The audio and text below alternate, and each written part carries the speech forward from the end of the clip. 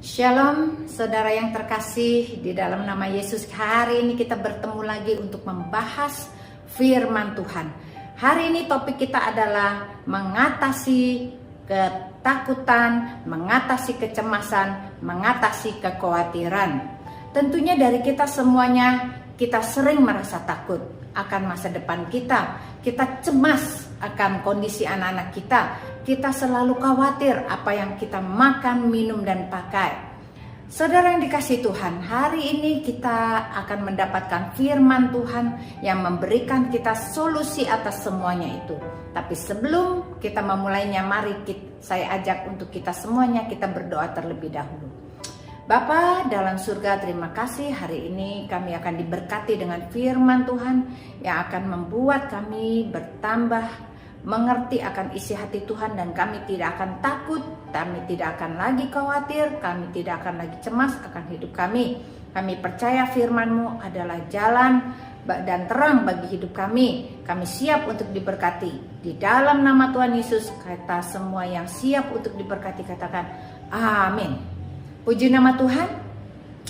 Kita akan membaca firman Tuhan yang berkata demikian. Kita akan membuka Alkitab kita dari Matius 6 ayat 25, mengatakan demikian. Karena itu aku berkata kepadamu, jangan khawatir akan hidupmu, akan apa yang hendak kamu makan, akan apa yang dan minum, dan janganlah khawatir pula akan tubuhmu, akan apa yang hendak kamu pakai. Bukankah hidup itu lebih penting daripada makanan, dan tubuh itu lebih penting daripada pakaian? Jadi saudara yang dikasihi Tuhan, firman Tuhan berkata kepada kita, jangan khawatir.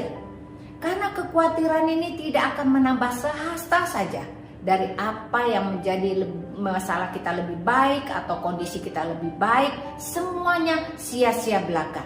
Firman Tuhan mengatakan begini, Matius 6 ayat 33 mengatakan, tetapi carilah dahulu kerajaan Allah dan kebenarannya, maka semuanya itu akan ditambahkan kepadamu.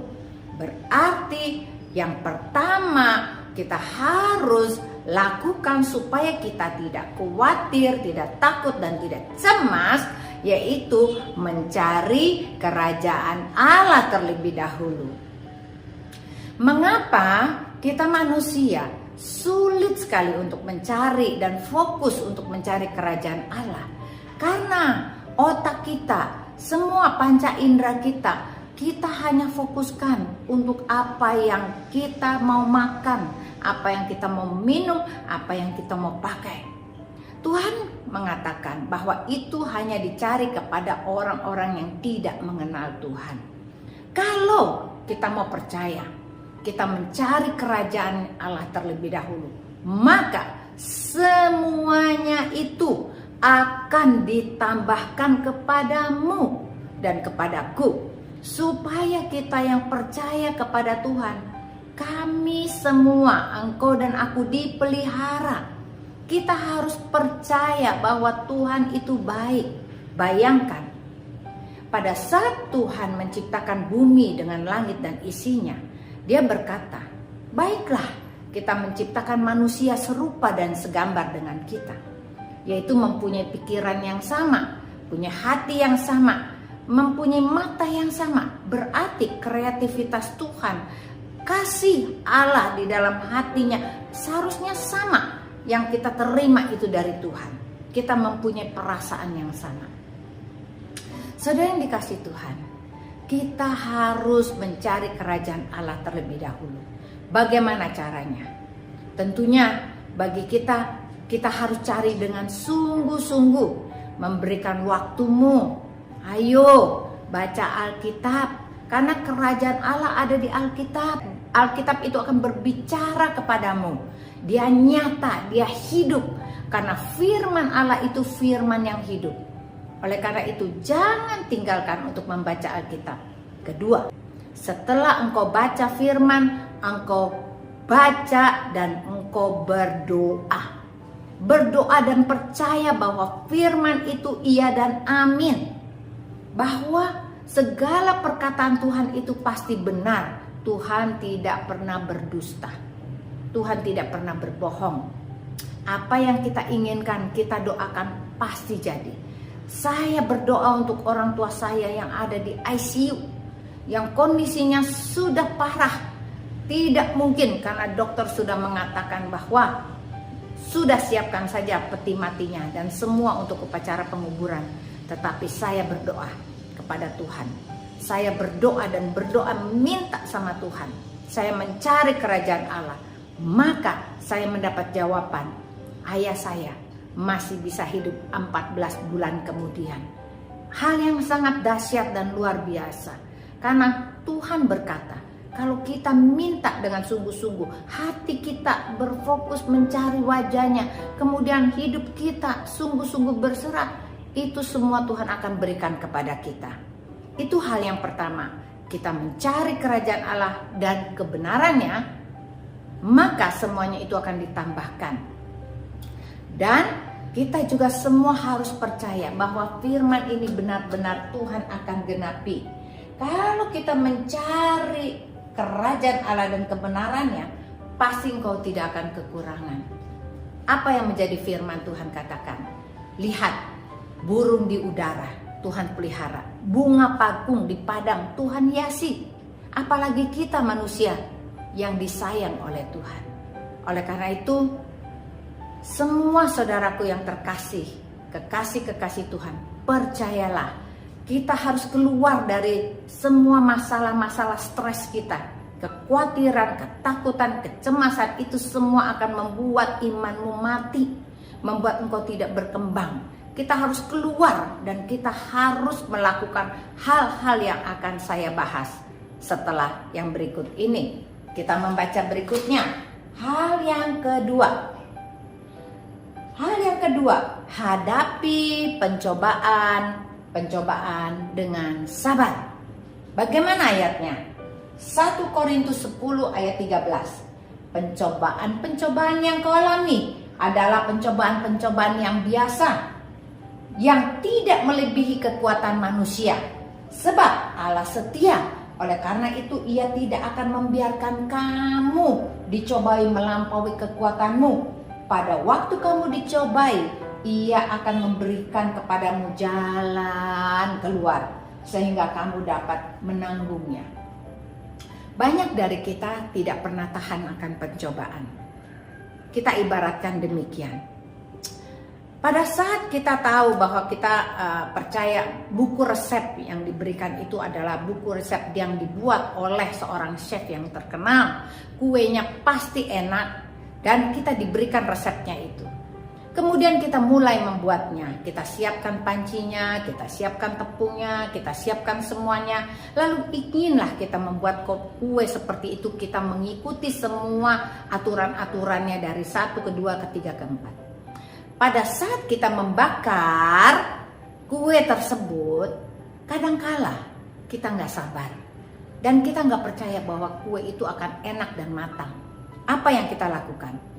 Kita buka ovennya. Kemudian kita tarik kuenya, kita cucuk-cucukin. Belum matang. Kemudian ditaruh lagi. Karena waktunya itu kelihatannya lama, 45 menit. Kita tidak sabar. Lalu kita masukin lagi. Belum lagi 30 menit kita sudah tarik lagi. Kita cucukin lagi. Kok belum matang ya? Tapi harumnya udah mulai ada. Lalu kita masukin lagi ke dalam oven. Lalu demikian juga. Sampai kita tunggu waktunya. Wah, sekarang pasti matang. Sudah enak nih 45 menit. Kita keluarin lagi. Kita taruh dan kita coba lagi, kita cucukin. Tetapi apa yang terjadi? Yang terjadi adalah kuenya bantet, gagal. Dan pada saat kita makan rasanya tidak enak. Bukankah seperti itu? Pada saat hidup kita ada di dalam pencobaan-pencobaan, Tuhan katakan sabar. Karena Tuhan akan memberikan kekuatan kepadamu. Pencobaan-pencobaan yang kau hadapi adalah pencobaan biasa. Pada saat engkau menghadapinya, Tuhan akan memberi kekuatan kepadamu. Apakah engkau percaya? Pada saat suasana yang engkau hadapi saat ini tidak enak, engkau tidak sabar, engkau tidak mau ikutin aturan, apa yang terjadi? Semuanya jadi runyam, sehingga rencana Allah tidak terjadi dalam hidupmu. Bukan karena Tuhan tidak baik, tapi karena kita sendiri yang tidak melakukan urutannya itu dengan benar. Oleh karena itu, hal yang kedua yang kita harus lakukan adalah kita harus tahan dalam pencobaan-pencobaan itu. Sabar sampai selesai.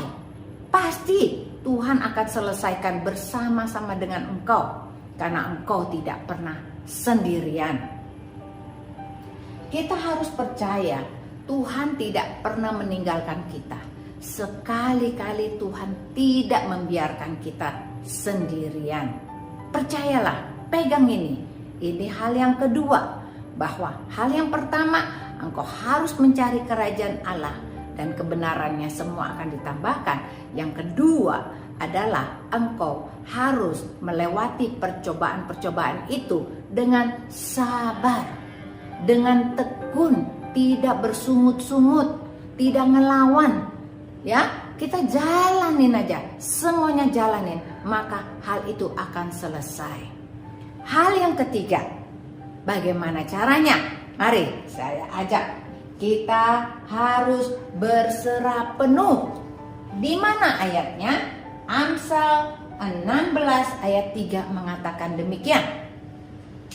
Serahkanlah perbuatanmu kepada Tuhan, maka terlaksanalah segala rencanamu. Matius 11 ayat 28 dan 29 mengatakan begini.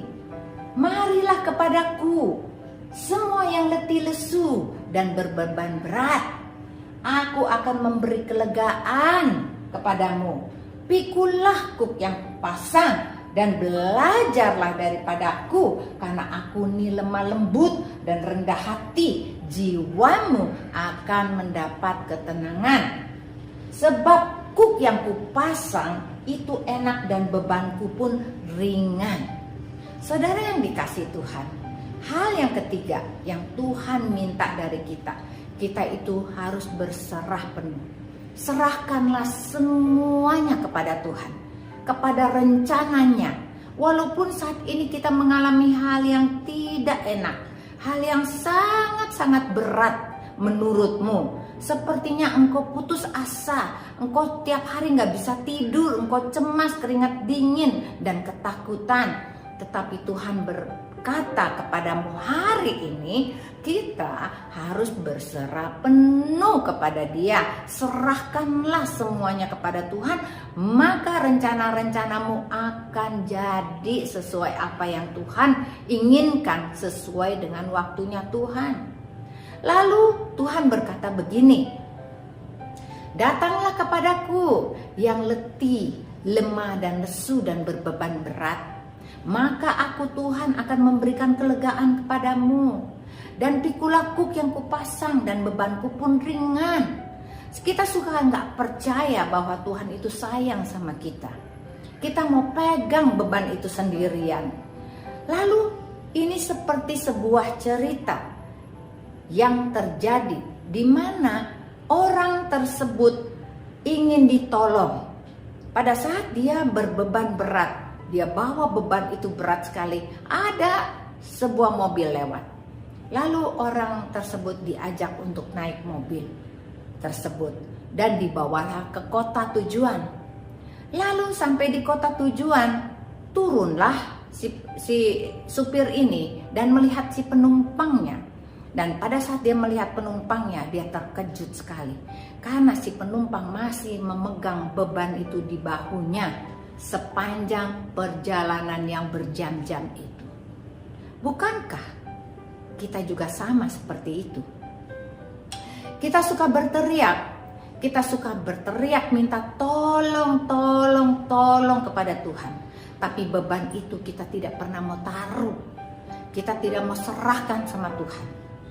Kita pegang sendiri sambil berkeluh kesah. Padahal Tuhan katakan, serahkanlah bebanmu kepadaku, kata Tuhan.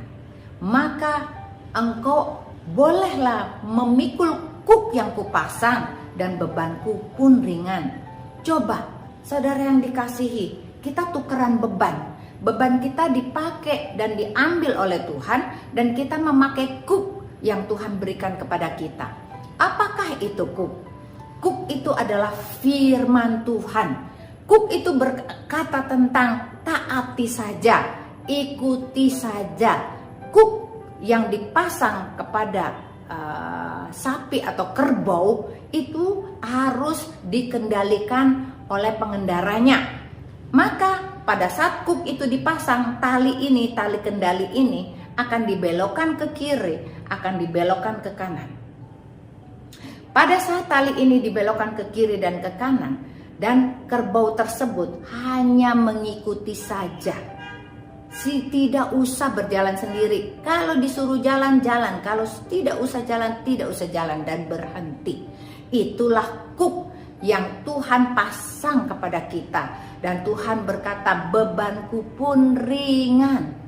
Percayalah bahwa kalau beban kita ditanggung bersama dengan Tuhan, tidak akan berat lagi. Maka kecemasanmu akan berkurang. Engkau tidak akan takut lagi. Engkau tidak akan khawatir lagi tentang apapun juga. Karena Tuhan selalu bersama-sama denganmu. Tuhan tidak pernah meninggalkanmu. Tuhan ada di dalammu. Dia hidup ada di dalam kita. Mengapa? Kita harus percaya. Pada saat kita terima Yesus sebagai Tuhan dan Juru Selamat, kita sudah membuka hati kita.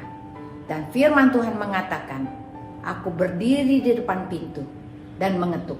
Barang siapa yang mendengarkan suaraku, aku akan masuk ke dalam dan duduk makan bersama-sama dengan dia dan dia bersama-sama dengan aku.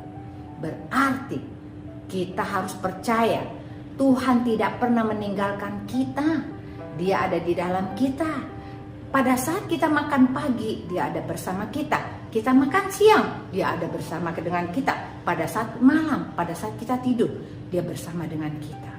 Bukankah hal ini yang luar biasa? Saudara yang dikasihi Tuhan, kekasih-kekasih Tuhan, kita harus percaya. Kita ini disayang sekali oleh Tuhan. Kita itu istimewa. Jangan sekali-kali kita merasa diri kita itu bodoh, diri kita tidak berharga. Kita sedang menghina pencipta kita. Kita sedang menghina Tuhan yang selalu ingin memuliakan kita. Karena kita diciptakan segambar dan serupa dengan Dia. Saudara yang dikasihi, jangan pernah khawatir. Jangan pernah putus asa. Mari kita lakukan hal yang ketiga ini. Berserah penuh. Berserah penuh berarti engkau percaya. Engkau mengikuti kup firman Tuhan yang akan membawamu ke kiri dan ke kanan. Maka engkau akan sampai di tempat tujuan tanpa engkau merasa lelah. Karena Tuhan sedang menggendongmu bersama-sama dengan engkau. Engkau dijagai oleh Tuhan. Engkau disertai oleh Tuhan. Bukankah itu hidup yang sangat kita dambakan? Kalau kita jalan sendiri, saudara yang dikasih, kita pasti hilang jalan. Kalau kita putus asa, kita pasti mencari jalan yang lain. Mungkin kita pergi ke orang-orang pintar, kita minta diramal dan semuanya. Jangan pernah lakukan itu, karena semuanya itu najis di hadapan Tuhan. Kita harus fokus hanya kepada Tuhan saja. Lakukan yang terbaik buat apa yang Tuhan inginkan di dalam kehidupan kita. Itu hal yang ketiga. Mari kita lihat lagi hal yang keempat. Kita harus percaya kepada Tuhan. Tuhan itu baik sekali. Hal yang keempat, percaya kepada kehidupan kekal. Ini yang paling luar biasa. Karena banyak orang tidak pernah memikirkan tentang kehidupan setelah mati. Mereka pikir mereka akan hidup selamanya, tetapi ternyata tidak. Banyak orang yang dipanggil mendadak, meninggal mendadak. Mereka tidak ada persiapan. Mungkin juga sampai lupa berdoa. Belum berdoa udah mati duluan. Ada tempat di mana gerangan, belum bertobat, belum sempat bertobat, sudah meninggal duluan. Berarti waktu kita benar-benar harus dipakai dengan sangat bijaksana. Mari kita mau baca ayatnya, bahwa kita harus percaya kepada kehidupan yang kekal. Wahyu 22 ayat 11 mengatakan begini, barang siapa yang berbuat jahat, biarlah ia terus berbuat jahat. Barang siapa cemar, biarlah ia terus cemar. Barang siapa benar, biarlah ia terus berbuat kebenaran. Barang siapa kudus, biarlah ia terus menguduskan dirinya. Betapa seramnya pada akhir zaman Tuhan tidak lagi memberikan kesempatan kita untuk bertobat. Waktunya sudah sangat singkat, dipres begitu rupa, sehingga barang siapa cemar, dia akan terus cemar. Barang siapa berbuat jahat, dia terus berbuat jahat. Barang siapa yang tidak kudus, dia terus tidak menguduskan dirinya. Tapi barang siapa yang benar, dia akan terus berbuat kebenaran. Barang siapa kudus, dia akan terus menguduskan dirinya. Saudara yang dikasihi Tuhan, oleh karena itu kita harus percaya bahwa Tuhan itu memberi kesempatan kepada kita supaya kita melakukan apa yang Tuhan inginkan. Hal yang keempat, kita harus percaya bahwa Tuhan memberikan kita kehidupan yang kekal. Barang siapa yang ketinggalan, dia yang akan binasa. Ayat selanjutnya mengatakan begini. Ayat 13 berkata begini, Aku adalah Alfa dan Omega, yang pertama dan yang terkemudian, yang awal dan yang akhir. Berbahagialah mereka yang membasuh jubahnya, mereka akan memperoleh hak atas pohon-pohon kehidupan dan masuk melalui pintu-pintu gerbang di dalam kota itu. Saudara yang dikasihi Tuhan, Tuhan Yesus akan datang segera.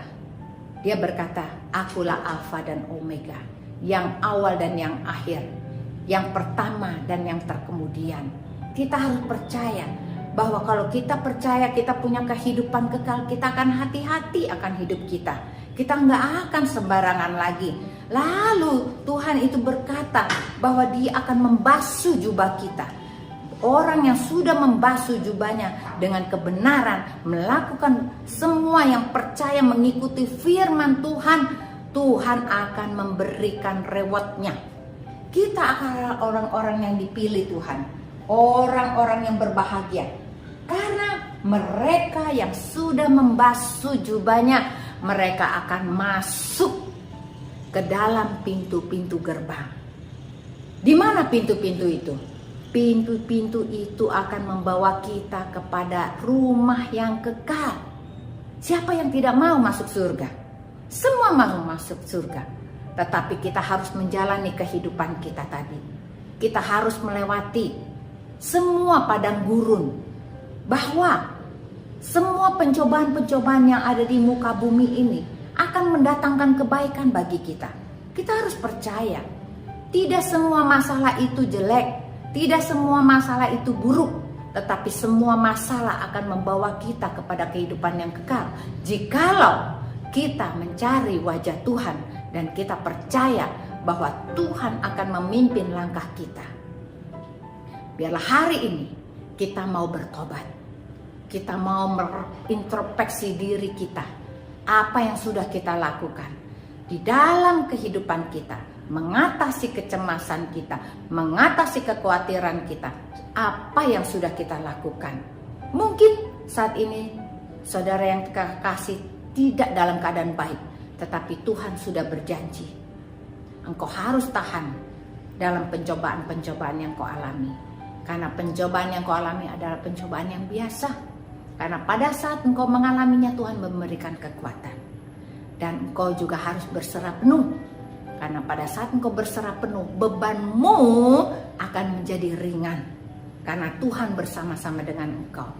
Dan yang terakhir, kita harus percaya kepada kehidupan yang kekal. Karena itulah tujuan Tuhan menciptakan kita. Supaya kita mendapat bagian di dalam kerajaan surga. Kita mendapat bagian untuk hidup bersuka cita bersama-sama dengan Dia di surga yang kekal. Saudara yang dikasihi Tuhan, ini firman yang disampaikan untuk kita semuanya. Biarlah menjadi berkat buatmu dan untukku juga. Mari saya ajak kita berdoa. Bapa dalam surga, terima kasih untuk firman Tuhan yang kami dengar pada hari ini. Kami percaya bahwa Engkau akan menolong kami pada saat kami mengalami sesuatu masalah dalam hidup kami. Kami ingin mengatasinya bersama dengan firman Tuhan. Kami ingin mengatasi semua problem kami tidak sendirian, tetapi bersama dengan-Mu Tuhan. Kami percaya kami harus mencari kerajaan Allah terlebih dahulu, semuanya akan ditambahkan. Kami juga harus percaya bahwa percobaan-percobaan yang kami alami adalah pencobaan yang biasa. Pada saat kami mengalaminya, Engkau memberi kekuatan bagi kami. Kami juga harus berserah penuh kepadamu, karena beban-beban kami akan Engkau pikul bersama-sama. Kami tidak akan pernah sendirian, dan kami mau percaya bahwa kehidupan yang akan kami miliki adalah kehidupan yang kekal, di mana kami akan bertemu muka dengan Engkau di surga yang kekal. Terima kasih, berkati firman-Mu, berkati semua telinga yang mendengar. Semua yang mendengar pasti diberkati Tuhan. Biarlah firman itu tertanam dalam hati kami dan berbuah lebat, dan kami semuanya menjadi anak-anak kerajaan Allah. Terima kasih, hanya di dalam nama Tuhan Yesus kami sudah berdoa dan mengucap syukur. Haleluya, amin. Puji Tuhan, Tuhan Yesus memberkati.